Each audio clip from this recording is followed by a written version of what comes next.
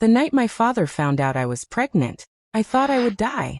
His eyes burned with rage, his hands trembling as he shouted, "You've brought shame to this family." I tried to speak, to tell him the truth, that it wasn't my fault, that my own brother was the one who hurt me. But before I could say another word, everything went black. "Please, Dad, stop. I didn't do anything wrong," I screamed, my voice breaking in pain as my father's belt cracked across my back again. The sting burned my skin, and I fell to the floor shaking. My mother stood frozen by the doorway, her hands covering her mouth. "You brought shame to this family, Anna," my father shouted, his face red with anger and tears. "Pregnant? And you dare say you don't know who did it?" I wanted to tell him the truth. I wanted to scream it out. But the words stuck in my throat like stones. How could I say it was my own brother? How could I speak that evil out loud? My brother, David, stood in the corner. His eyes were cold, his face pale. He didn't say a word. He just stood there watching me suffer. I cried, "Dad, please. I didn't want this to happen." "Who did it?" my father yelled again. "Tell me now." I looked at David. He looked away. And that silence, his silence, was louder than thunder. My father raised his hand again, but before he could strike, my mother shouted, "John, stop. You'll kill her." That's when I fainted. When I woke up, my clothes were wet with tears and sweat. My stomach hurt. But I wasn't crying because of the beating. I was crying because of the life growing inside me. The life that came from pain. The life that no one would believe was not my fault. And then, something happened that changed everything forever. End of the shocking intro leading into the story beginning. My name is Anna, and I grew up in a small town where everyone knew each other's business. We were not rich, but we had peace. At least, that's what I thought. My father was a strong man, a builder. My mother stayed at home. And my elder brother, David, was the pride of the family. He was smart, charming, and everyone said he'd be great one day. I loved my family deeply. I helped my mother cook, fetch water, and clean. David used to play with me when we were younger. He'd chase me around the yard and laugh when I fell. I never imagined he could hurt me. But as we grew older, something changed. David became quiet and strange. He stopped talking to me much, and when he did, his eyes looked different, hard and dark. I didn't understand why. One evening, when my parents went to visit a sick neighbor, David and I were alone in the house. It was raining heavily outside, thunder echoing through the night. I was sitting by the fire when he walked in. He said nothing at first, just stood there staring at me. "David," I asked softly, "are you okay?" He didn't answer. He came closer, step by step. I could hear his breathing. Something inside me told me to run. But before I could move, he grabbed my arm. "David, stop, you're hurting me," I cried. He pushed me to the floor, his hand covering my mouth. I struggled, kicked, begged, but he was stronger. The rain roared outside, covering my screams. And in that horrible moment, my world broke apart. After that night, I couldn't look at him. I avoided him at all costs. I wanted to tell my mother, but I was scared no one would believe me.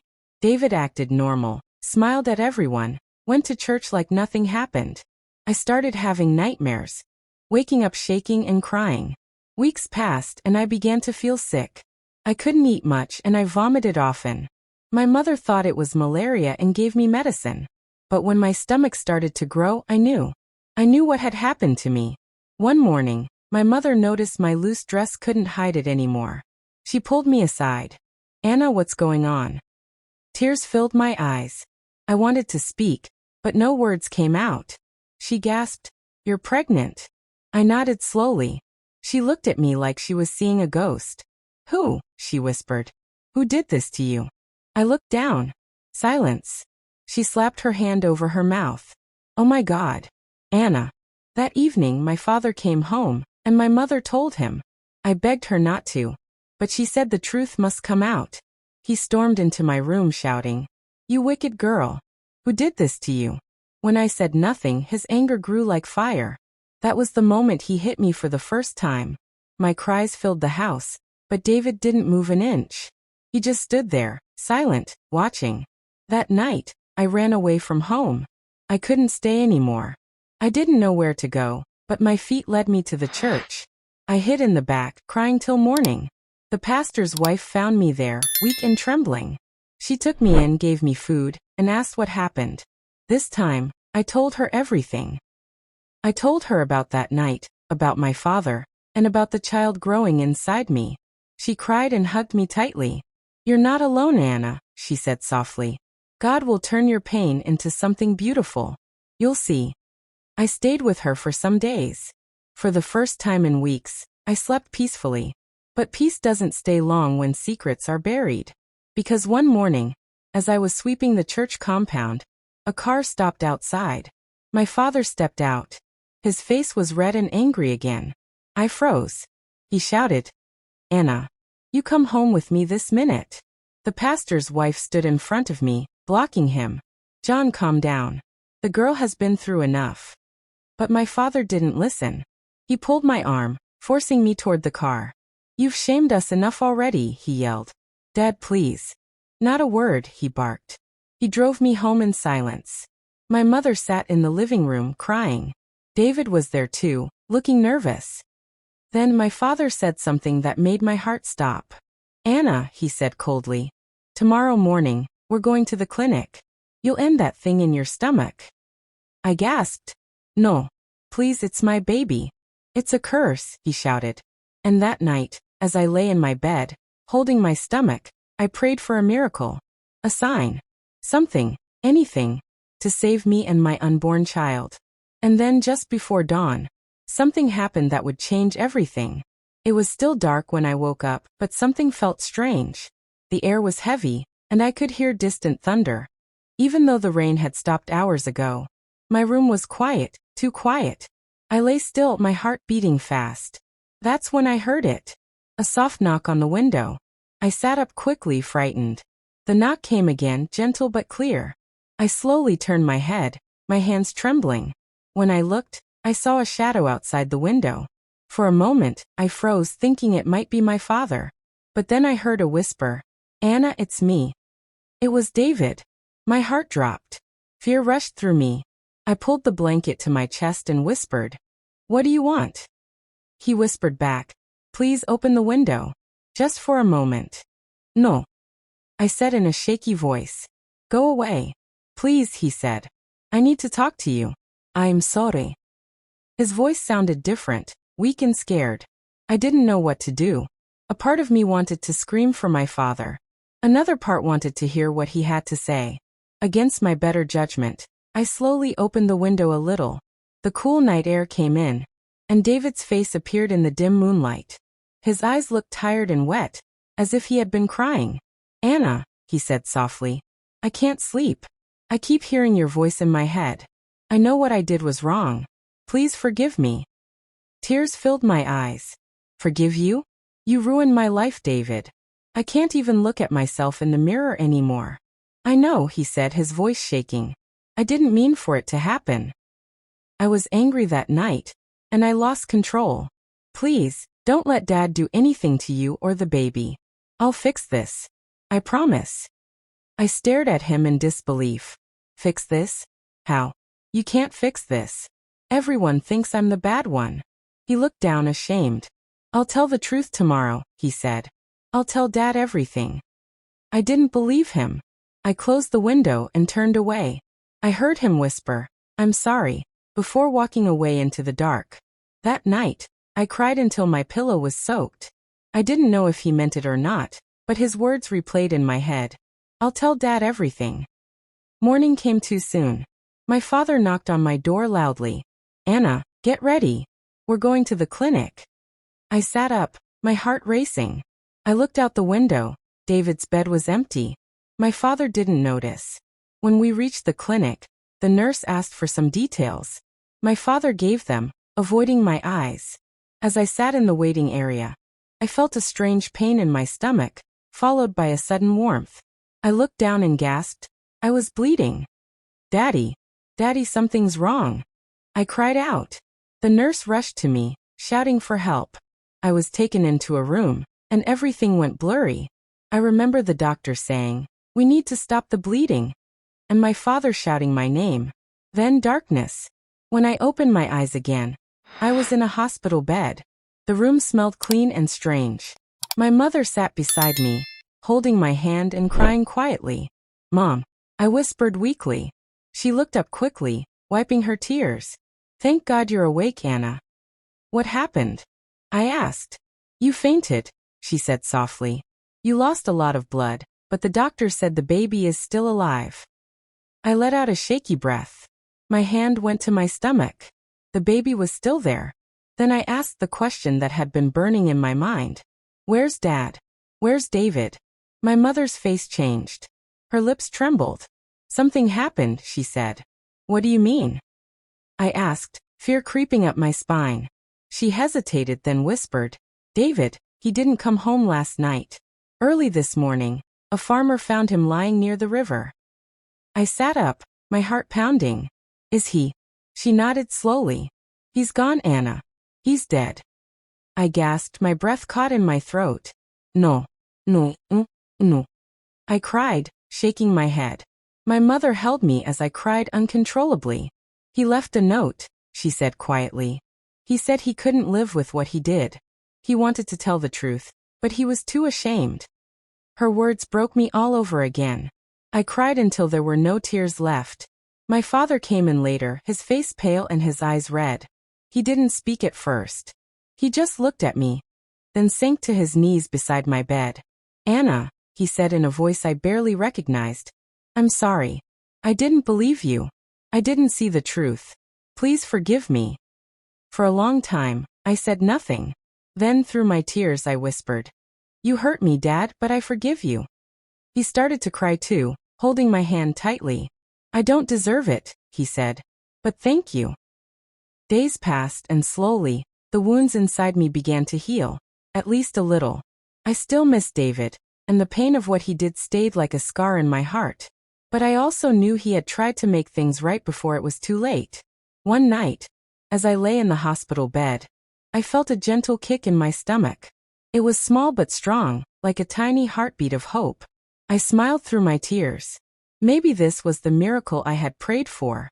Maybe this child was the reason I had to keep living. But peace doesn't stay forever. Because just when I thought things were getting better, I overheard a nurse talking outside my room. Words that made my blood run cold. "She's not safe here," the nurse whispered. "Her father said he'll take care of it himself once she's home." My heart stopped. I knew exactly what that meant. I had to escape.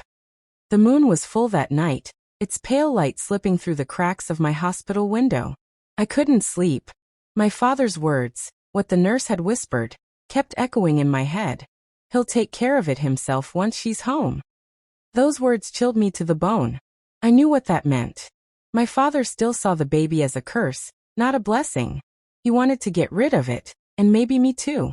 I sat up slowly, clutching my stomach. My heart beat fast. I had forgiven him, but it seemed he hadn't forgiven me. The room was silent except for the ticking of the clock on the wall. I looked at the sleeping nurse in the hallway through the half-open door, then back at the window. I knew what I had to do. I slipped out of bed, wincing at the pain in my legs. My body was weak, but my will was strong. I put on my worn shoes, took a small shawl from the chair, and opened the window carefully. The air outside was cool and damp. I took one last look at the hospital room where I had cried, healed, and dreamed of safety, and then I climbed out. The ground was rough, and every step hurt, but I kept going.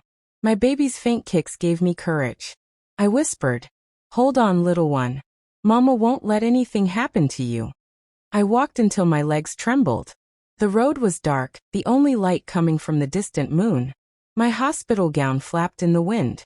Somewhere behind me, I heard dogs barking. I turned around, panicked, but no one was there. I kept walking, tears running down my face. After what felt like forever, I saw a small house by the roadside. A lamp flickered inside. I knocked weakly on the door. "Who is it?" a woman's voice called. "Please," I whispered. "I need help."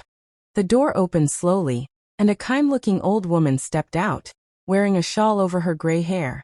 When she saw me, dirty, tired, and pregnant, her eyes softened. "Oh dear, you look like you've been through fire," she said. "Come in, child." Her name was Mrs. Grace. She gave me water, food, and a warm blanket. When I told her my story, she listened silently, tears glistening in her eyes. You've suffered so much, my child, she said softly. But you're safe here. God sent you to me tonight. Those words wrapped around my heart like a hug. For the first time in a long while, I felt safe. I slept in her small spare room, and she prayed over me before leaving. Days passed and I grew stronger. Mrs. Grace treated me like her own daughter. She told me stories of faith and forgiveness. Sometimes miracles come wrapped in pain, she'd say. We just don't see them yet. I started helping her in her little garden. We planted vegetables, fetched water, and cooked together. I smiled again. But peace never lasted long for me. One afternoon, while hanging clothes outside, I saw a car approaching the house. It was an old truck, familiar and terrifying. My father's truck. My hands froze. Mrs. Grace noticed my face turn pale. What is it, dear? It's him, I whispered. My father. Before she could react, the car stopped, and my father jumped out. His eyes were wild, his clothes messy. Anna, he shouted. Come out. Mrs. Grace stepped forward bravely. Sir, please calm down. The girl is. He pushed past her roughly. Where is she? I ran inside, heart pounding. I didn't know where to hide. My legs shook so badly I almost fell. He stormed through the door, shouting my name. Dad, please. Don't do this. I cried. He glared at me, tears in his eyes. You should never have left that hospital. You've brought enough shame. He reached for my arm, but I backed away. I'm your daughter. Why can't you see I'm still your little girl? For a second he froze. His hand trembled. Then he shouted. That thing you're carrying isn't part of this family. Mrs. Grace came in between us. Stop it. Can't you see she's scared? My father's eyes softened for a moment, then turned to anger again. He grabbed a vase from the table and threw it to the ground, shattering it into pieces. You don't know what she's done, he shouted at Mrs. Grace. The old woman stood firm. I know enough to see that she's a mother in pain, and if you lay another hand on her, you'll answer to God himself. The room went silent. My father's chest rose and fell as he breathed heavily. Then suddenly he dropped to his knees. I don't know what to do, he cried. I've lost one child already. I don't want to lose another. But every time I look at her, I remember what happened. Mrs. Grace knelt beside him and put her hand on his shoulder. Then stop running from your pain, she said. Forgive her. Forgive yourself. My father looked up at me, his eyes full of tears. For the first time, I saw something different in them. Not anger, but deep sadness. He whispered, Anna, I'm sorry. I went to him slowly and knelt beside him. I forgive you, Dad. He hugged me tightly, sobbing. For a moment, I felt peace, real peace. But that peace was short-lived. Because just as we were crying together, we heard loud knocks on the door. Police. Open up, a voice shouted. My father looked confused. Mrs. Grace frowned and walked to the door. When she opened it, 2 officers stood there. Are you John Smith? One of them asked my father. Yes, he said, standing up slowly. You're under arrest, the officer said. What? Why, he asked, shocked. For the unlawful assault and abuse of your daughter, Anna Smith. You'll have to come with us. I gasped, covering my mouth. My father looked at me in disbelief. Anna, did you? I didn't tell anyone, I said quickly. I swear I didn't. The officer said. Someone from the hospital reported what they overheard. Mrs. Grace whispered. Maybe this is the miracle you've been waiting for, Anna. The truth is coming out. But I didn't feel joy, only fear and confusion. My father looked at me one last time before they took him away. Take care of yourself, Anna, he said softly. And just like that, he was gone. I sank to the floor, my heart heavy. Mrs. Grace hugged me tight. It's over now, she whispered. But I knew deep down, it wasn't over. Because as I looked through the window, a dark car parked far down the road caught my eye. Inside it, a strange man was watching the house closely. And something about that man's face made my heart stop cold. He looked exactly like my brother. For a long moment, I couldn't move. My breath caught in my chest as I stared through the curtain at the dark car parked on the lonely road. The man inside was sitting perfectly still, his face half hidden by shadow, but I could see enough. The shape of his jaw, the way he tilted his head slightly. It was David. But that couldn't be. David was dead. My mother had seen his body. They buried him near the river. I had cried over that grave for days. So how could he be sitting there alive? My hands trembled as I backed away from the window. Mrs. Grace noticed my pale face immediately. "Child, what is it? What did you see?" I pointed with a shaking hand. There's a man out there. He looks just like my brother." She frowned and hurried to the window, peeking through the curtain. The car headlights flickered once, and then the engine started. Slowly, the vehicle rolled away into the darkness. When she turned back to me, her voice was calm but her eyes looked troubled. "Anna, you've been through a lot. Maybe your mind is just playing tricks on you."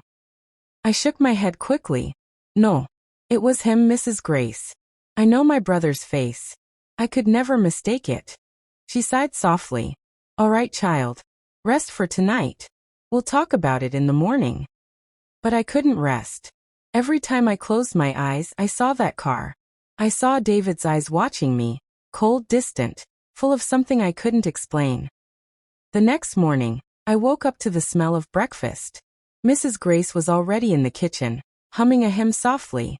The sunlight poured through the windows, making everything feel warm and safe.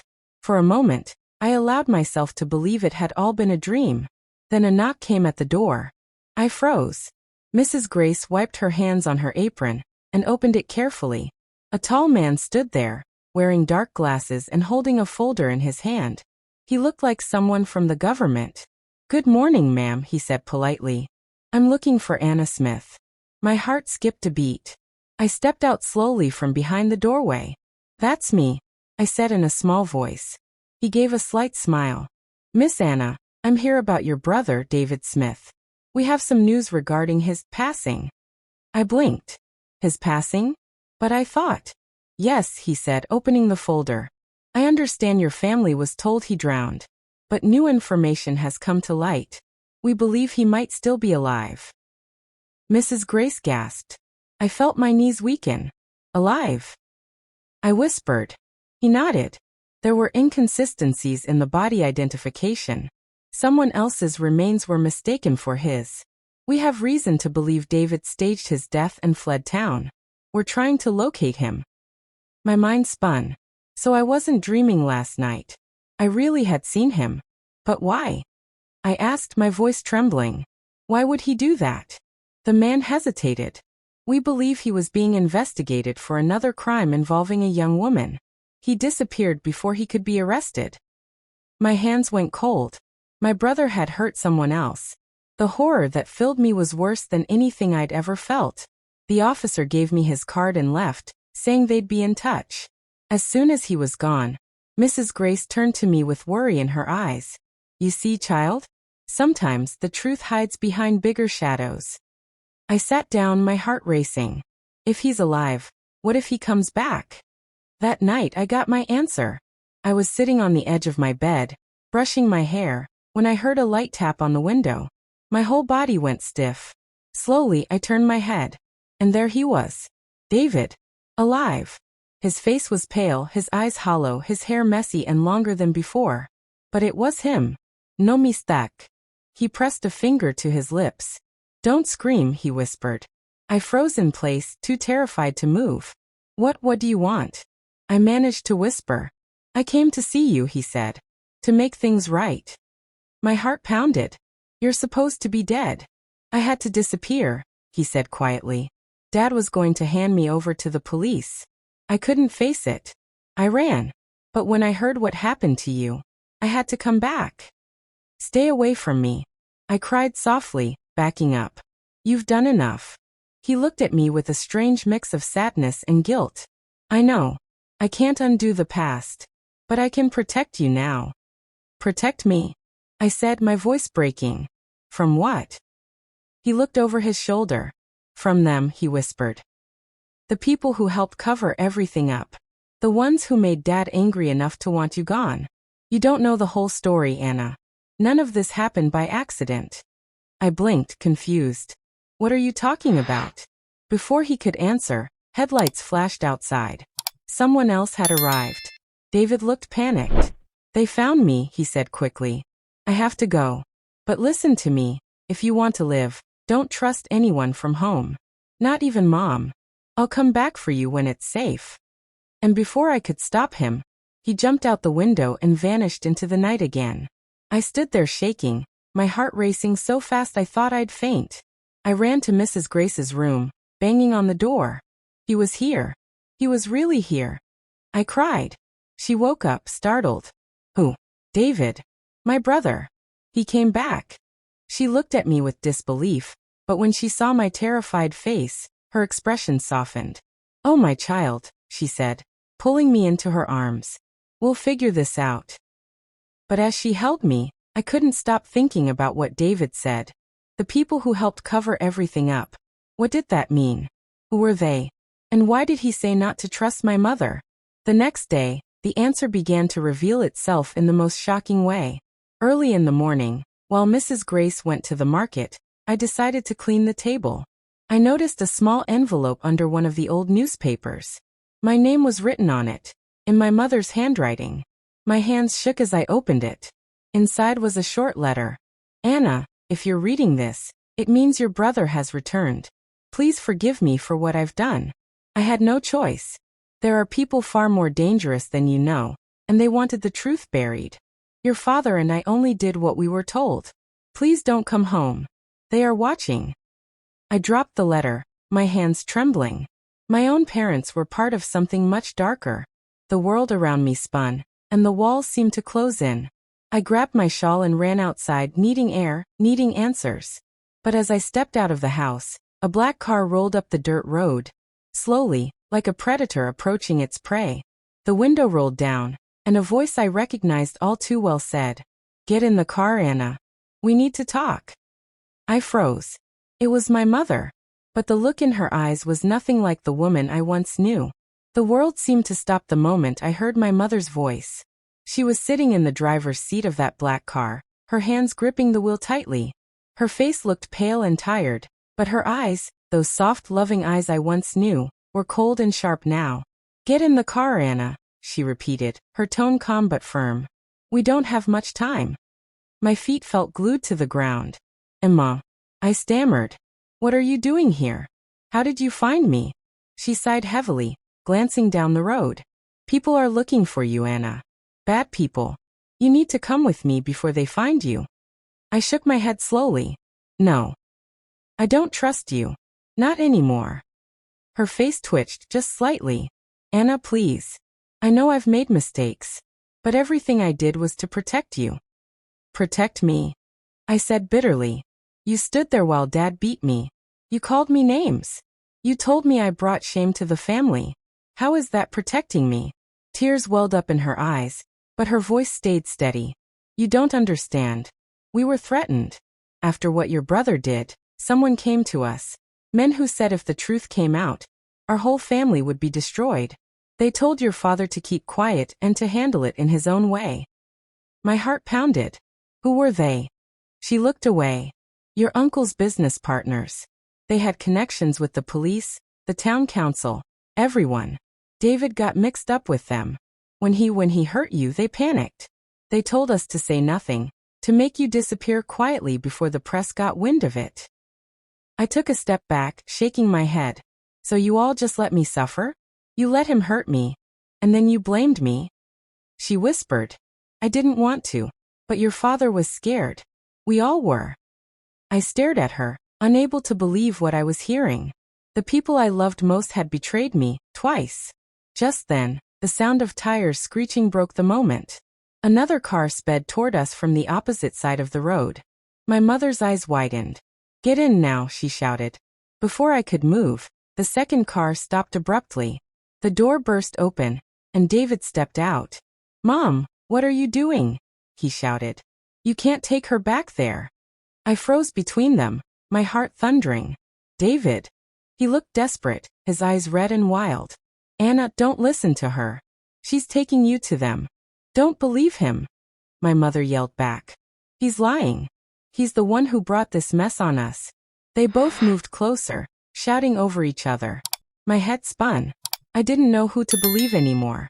Then suddenly David grabbed my wrist. "We have to go," he said, pulling me toward his car. My mother lunged forward, shouting, "No!" She reached into her purse and pulled out something shiny. A gun. "David, stop!" she screamed. "Let her go." I froze. "Mom, please don't." David raised his hands slowly, still shielding me. "Put it down, Mom. Please. We can end this peacefully." Her hands trembled. "You ruined everything, David. You brought shame to us all. You killed our peace, our family, everything." He took a step closer. "And you think hiding the truth fixed it? Look what it did to Anna. Look what it did to me." "Stay back," she cried, her fingers shaking on the trigger. I screamed, "Stop. Both of you, stop." Then it happened. The sound was deafening.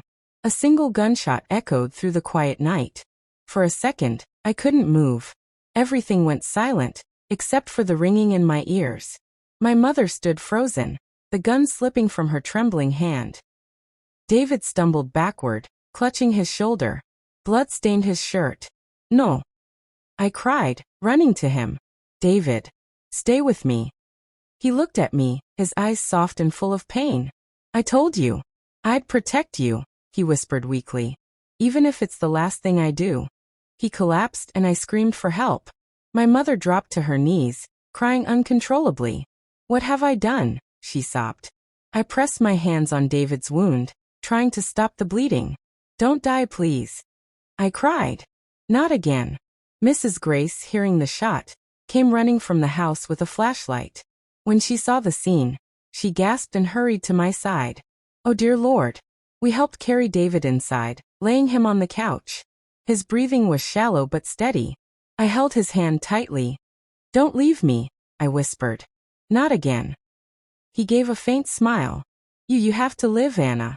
Don't let the past take your future." Mrs. Grace called for an ambulance.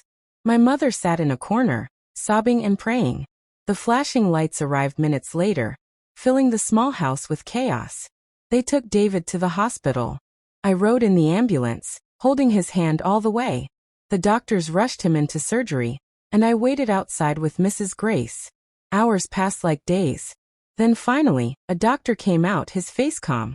"He's going to be okay," he said. "He lost a lot of blood, but we managed to save him." I let out a breath I didn't know I'd been holding. Tears streamed down my face. Mrs. Grace smiled gently. "There's your miracle, child," she whispered. "The miracle you prayed for." I nodded, still crying. "Yes," I said softly. "But I think the real miracle isn't just that he lived, it's that I did too." Days later, my mother turned herself in to the police. She confessed everything, about the cover-up, the threats, and the lies. The men who had blackmailed our family were finally arrested. As for me, I decided to stay with Mrs. Grace.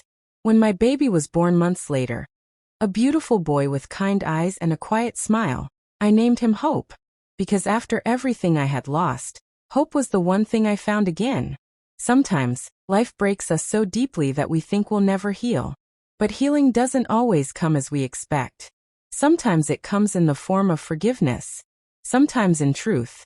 And sometimes, in the cry of a newborn baby reminding us that love can still bloom even from pain. And that was my miracle. If this story touched your heart, don't let it end here. Subscribe to @Grandma Hidden Tales 12 and join me for more real-life tales that remind us. Even when the world turns its back, miracles still find their way to those who believe. Tulip.